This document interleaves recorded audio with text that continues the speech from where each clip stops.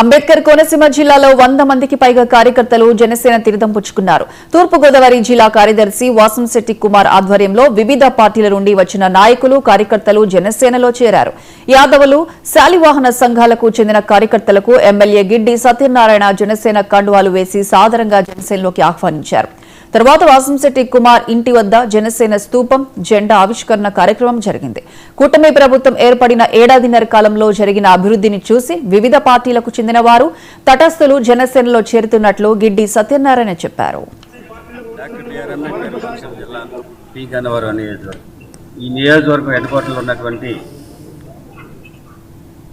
గన్నవరంలో వాసంశెట్టి కుమార్ గారు ఈయన జిల్లా సెక్రటరీగా జనసేన పార్టీలో పనిచేస్తూ ఎన్నో కార్యక్రమాలు చేపట్టినటువంటి గొప్ప వ్యక్తి.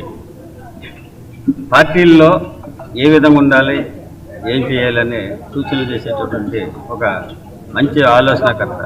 ఈయన ఈరోజు తన ఇంటి వద్ద జనసేన పార్టీ స్తూపం ఏర్పాటు చేసి జెండా ఆవిష్కరణకు పార్టీ నాయకుల్ని, కార్యకర్తలను అందరినీ ఆహ్వానించినటువంటి విధానంలో ఇది శ్రీగన్నవరం నియోజకవర్గంలో జరుగుతున్నటువంటి అభివృద్ధిని చూసి చాలామంది జనసేన పార్టీలోకి రావాలి, జనసేన పార్టీలో చేరి పవన్ కళ్యాణ్ గారి నాయకత్వంలో పనిచేయాలనే ఆలోచన విధానంతో వస్తున్నటువంటి తరుణంలో ఈరోజు ఇక్కడ ఇంచుమించు 80 మంది జనసేన పార్టీలో చేరడం జరిగింది.